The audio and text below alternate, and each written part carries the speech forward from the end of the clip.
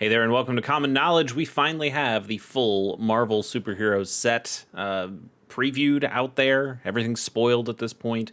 We also have all of the commander decks and the welcome decks and the jumpstart packs and everything that all just kind of gets smashed into what they're calling Marvel Superheroes Commander. And so all those cards are available for us to look at. They're all right here. We could look at them all. And in fact, we have looked at them all. At least all of the common ones, because that's what we do here on the channel.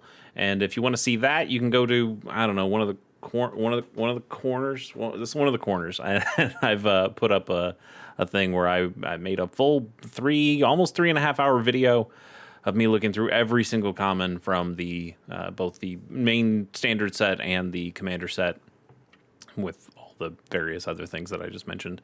So if you want to see all the cards and how I feel about them, what might be playable in Pauper, what might not be, that's a video you can watch, but I know a lot of people don't want to watch a 3 hour and 15-minute video. So that's what this is for, where I'm just pulling out, I think I've got nine of what I'm calling the most interesting Pauper cards from the set, or the sets, plural. And so if you want to watch something a little bit more focused, then this might be for you. So I'm going to pull up all of these cards and tell you a little bit more. I've heard some other people talk about some of these cards as well, and have formulated a little bit more of an opinion on them from my initial one that I did in the very long Pauper Buyer's Guide video. So let's start with our first card. I guess this is an honorable mention. Gorilla. Fantastic name. Still, this is the best name in the set. That's not why it's here, but it's not why it's here. 1 and a green for a 2/2 creature, ape soldier hero with reach. You can sacrifice this creature to destroy target non-creature artifact or non-creature enchantment. Activate only as a sorcery. This one's so close to being something. The thing that I talked about in the bigger video and want to talk about again now is the Undergrowth Leopard that we got from Tarkir Dragonstorm, which is pretty darn similar. 2 mana, 2/2 green creature. This one comes with Vigilance, and you have to pay to sacrifice it, but you can destroy any target artifact or enchantment. Doesn't have to be non-creature. Doesn't have to be well, I guess it doesn't have to be non-creature, but also you can do this at instant speed, whereas the Gorilla, you can only do it sorcery speed. That's a little bit lame, but I think Reach is probably just better than Vigilance in the Pauper format for our purposes here. This thing could potentially block a fairy, or if you didn't care about the sacrifice effect, or you found it more worth it, this could block a Refurbished Familiar or a Glinthawk or something like that and trade with it. So that's not a terrible option for you. I still think that you're going to find most of the decks are going to want to. Most of the green decks that might play this probably still will go for a handful of other options that they could play instead, the Heritage Reclamations or things like that. But this one can be found off of Winding Way or Lead the Stampede, and that's important as well. And I think there's something here. The sorcery speed for this sacrifice is really lame. The non-creature thing I think I could be okay with, but the sorcery speed does really kill it for me. But also it's called Gorilla. That's great. So I like this card a good bit. I don't know if it's really playable, but it is kind of my one honorable mention. And also I didn't think there was a whole lot of green cards in the set that I liked much at all. There was another one. It was like Call. God, there's going to be so many cards called Call. I'm going to find it, though. Wait, was it not here? Where is it? Call Damage Control. There you go.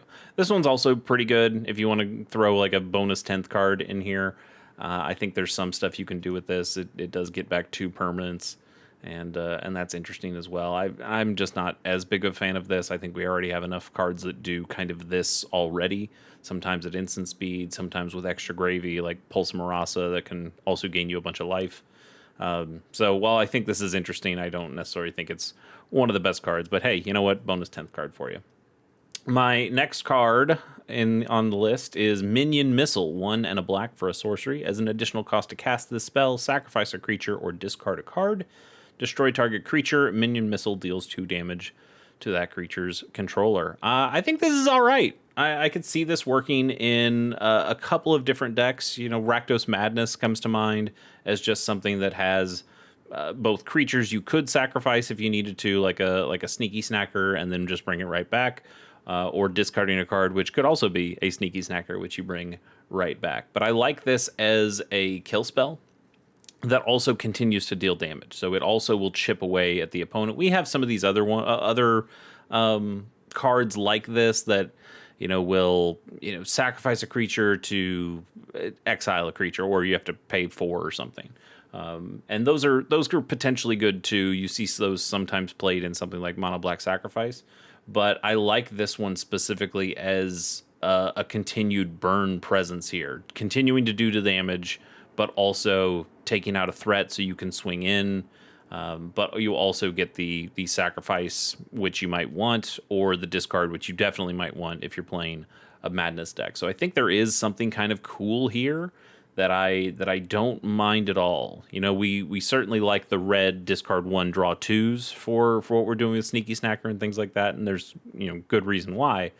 But I like this as a secondary option of maybe it's a sideboard piece. Like maybe I just, hey, there's a creature in my way that I need to get rid of, so I can also keep swinging in and doing more damage. And I don't mind this as something that can do that. I also like that it's just destroy target creature generally. It's not non-black. It's not non-artifact. So it does hit a variety of things. We're seeing the format getting filled more and more with legendary creatures that are harder to cast down. We're seeing more black and artifact creatures that are harder to snuff out or to go for the throat. And so this one being a flexible kill spell that is still just 2 mana and potentially still forwards your game plan of discarding a card or even sacrificing a creature, I think those are pretty good things. So I like this card. We'll see how it actually goes in any of those decks. I am not a Rakdos Madness player, so maybe if you are, you're a lot less excited by this because you know the matchup better. But just from my kind of untrained eye, I suppose, I think this is all right. And it's got MODOK on it. I like MODOK. Next card here is Wall Off. 3 and a white for an instant. This spell costs 1 less to cast for each creature your opponents control. And you create a 0/4 colorless wall creature token with Defender, and you gain 4 life. I just think this is a solid package. You're almost never paying 4 mana for this, because I would treat this almost like a combat trick. Because your opponent's swinging in, it's instant speed, they think they might have you, or at least getting in for pretty good damage. And so if they're attacking, they have at least 1 creature. And they probably have more than 1 creature. So there's a really good chance you can pay 1 mana for this. Get a 0/4. It's not an artifact wall, so they can't even destroy it with Siege Smash or something like that. Or cast into the fire. So you just get this 0/4 creature. And 0/4 is pretty good. It blocks a lot of stuff. It doesn't block Tolarian Terrors, but it blocks a good amount of stuff in the format, especially if you're going against those go wide decks, which you probably are if you're playing this card. Maybe it's a sideboard card that you bring in against those go wide red decks or go wide white decks, and you're able to have a good blocker and gain 4 life, all at 1 mana potentially. And that's pretty good. I generally don't love cards that require my opponents to have done something, because I can't control what my opponents do. Maybe you run up against a player who doesn't play any creatures in their deck, and then, well, this doesn't do what you need it to do. But if that's the case, again, I think this is a sideboard card where you just don't bring it in against those matchups, and you bring it in on the ones that are good. The idea that you can stop, let's say up to 3 damage and keep this thing, or up to 4, or, up to anything, I guess. They're swinging in with a, Maelstrom Colossus or something. So you're able to block it and also gain 4 life. That can be a big swing and stop a lot of potential damage.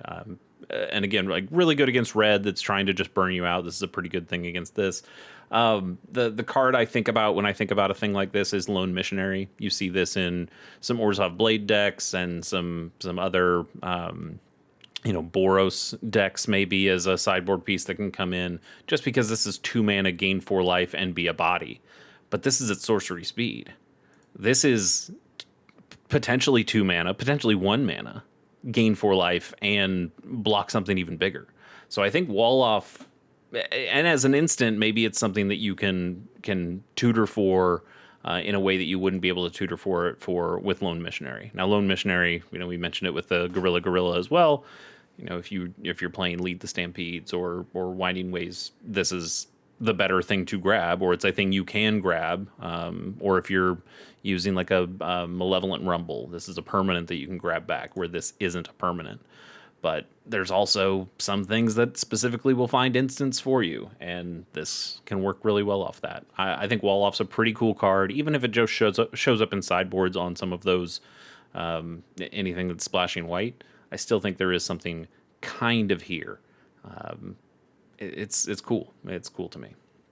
Next card, I think I downplayed this one a little too much in the big Buyer's Guide review, but Ultimate Alliance is a single white mana for an instant.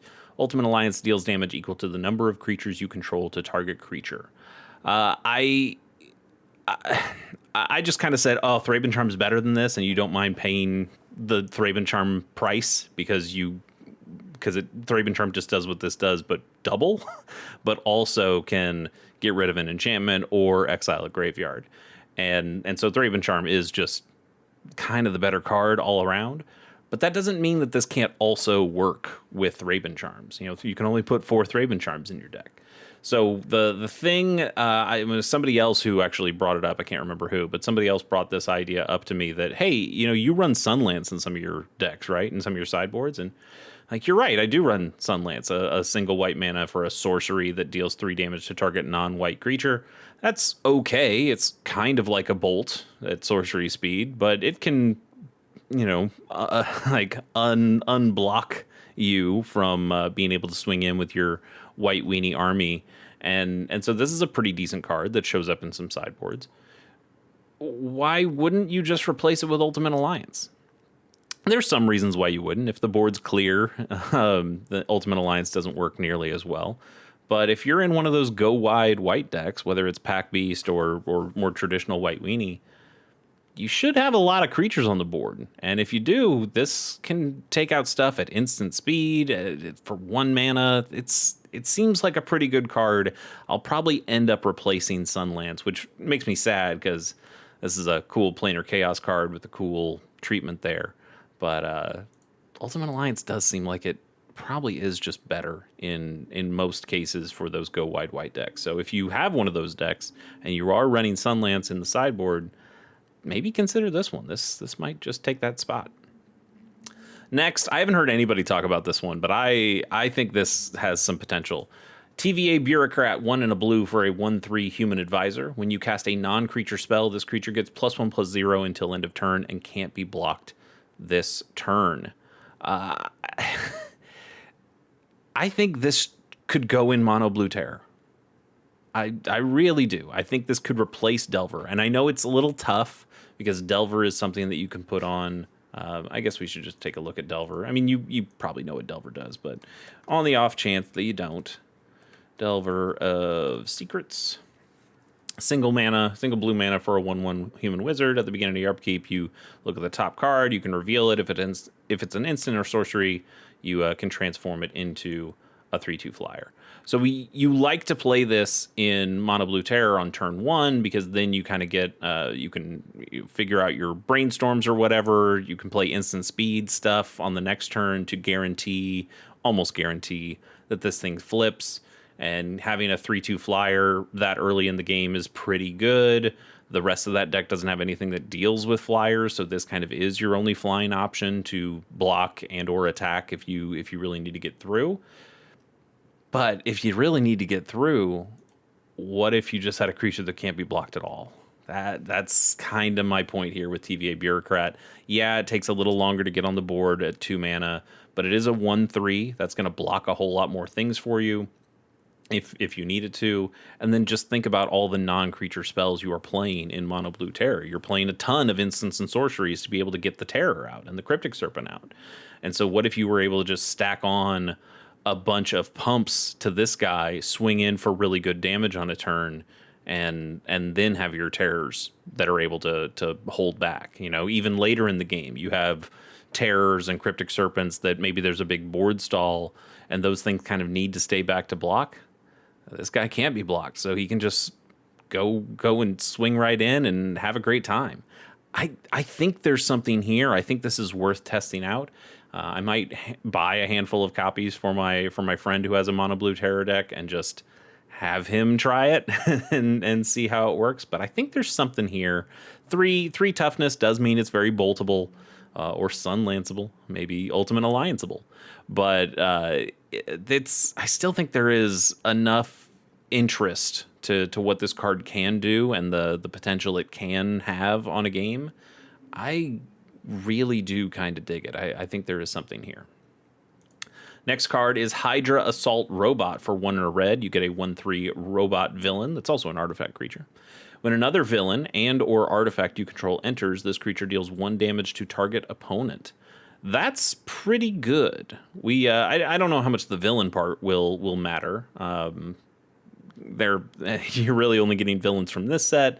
There are some other villains that might be playable, but just artifacts. It doesn't even say non-token, so just any artifact comes onto the field under your control, and this deals a damage to your opponent. That's really good.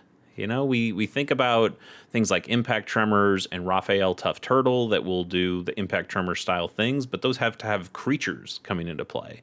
And creatures are good, don't get me wrong, but creatures can also be a little bit more expensive than putting artifacts on the field. A Blood Fountain is 2 pings right away. A Great Furnace is a land that you play for free, and that can be a ping. And just the amount of artifacts that you can throw down, I think this can do some real damage to an opponent, all while on a 2-mana 1/3 body that, again, blocks pretty decently if you need it to.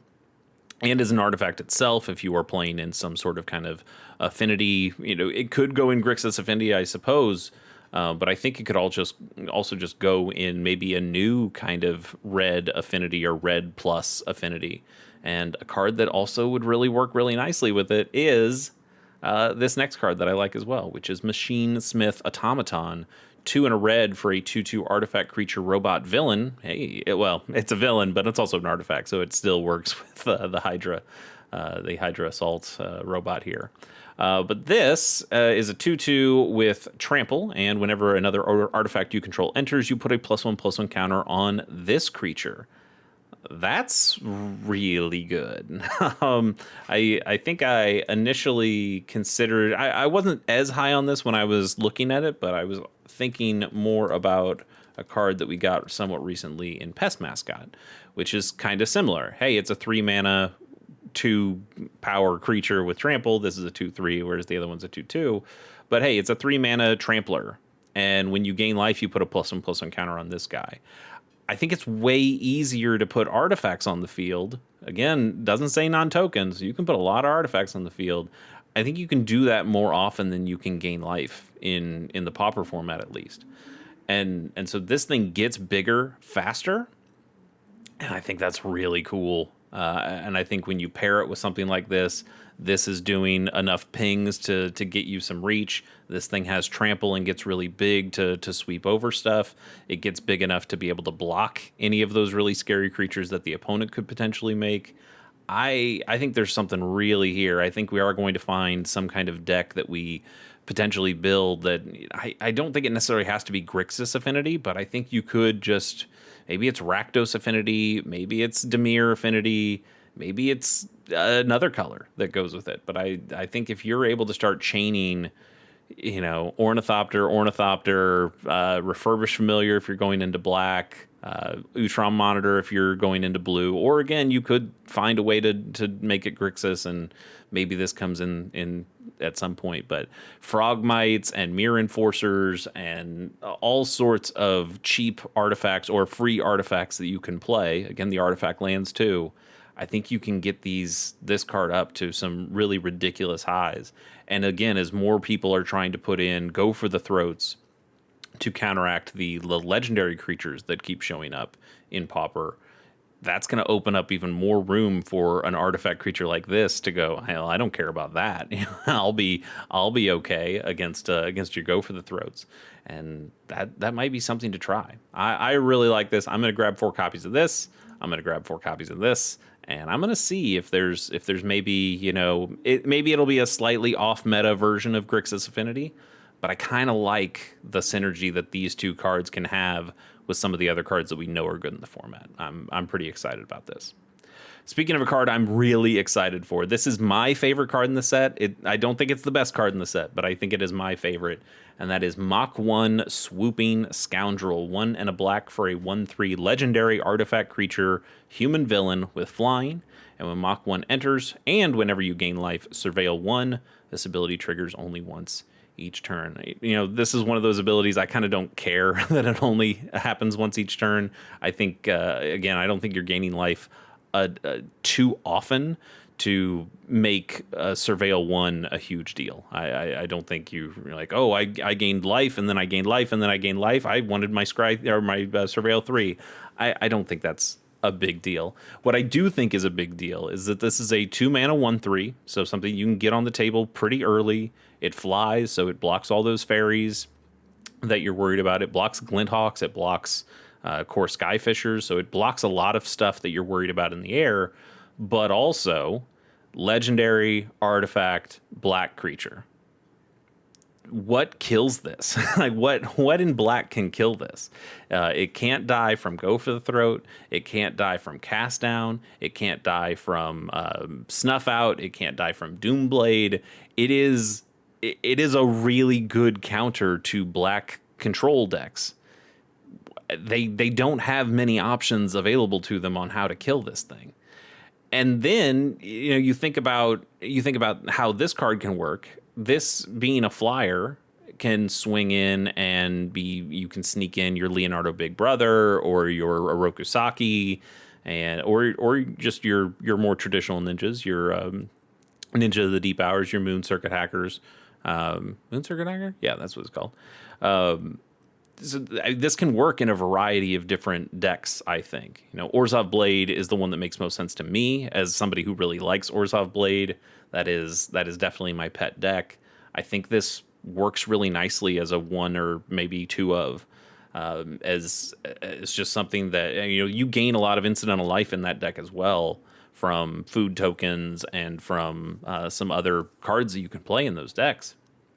And so you'll get these incidental surveils as well, and that's kind of nice too. But it's something that can bring in your ninjas, something that can block fairies, something that is so hard to kill for a lot of different opponents and a lot of different cards. I think there is really something here. I cannot wait to play a couple copies in my deck and see just how well it works, but I think it's going to work pretty darn well. I'm really jazzed about this one. And then the last card, and the card that everybody knows about and is talking about, is Hawkeye's Bow. Single red mana for an artifact equipment. Equipped creature gets +1/+0 and has reach.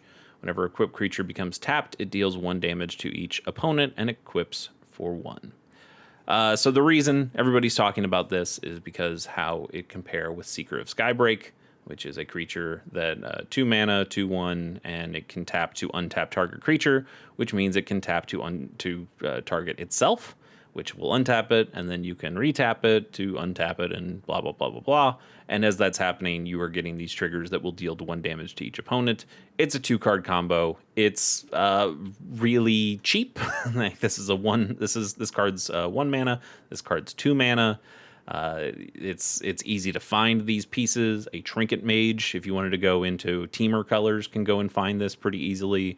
If you have Malevolent Rumbles or something and you throw this into your graveyard, you can either get it back with Malevolent Rumble, or you can get it back with like a Leonin.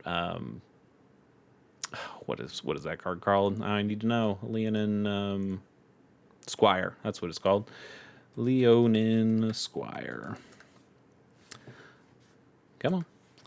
A Leonin Squire can get an artifact with converted mana cost 1 or less back from your graveyard to your hand. So there's just plenty of different ways of enabling this combo, and it's a pretty strong combo, I think. Not just because it's 2 mana, not just because it's 2 cards, not just because it's a low mana cost, but it's also really hard to interact with once you've attached this to this. Now, you do have opportunities. There are opportunities for the opponent to kill this thing. It does only have 1 toughness, so there's plenty of cards that can take this thing out before you're able to get the combo going.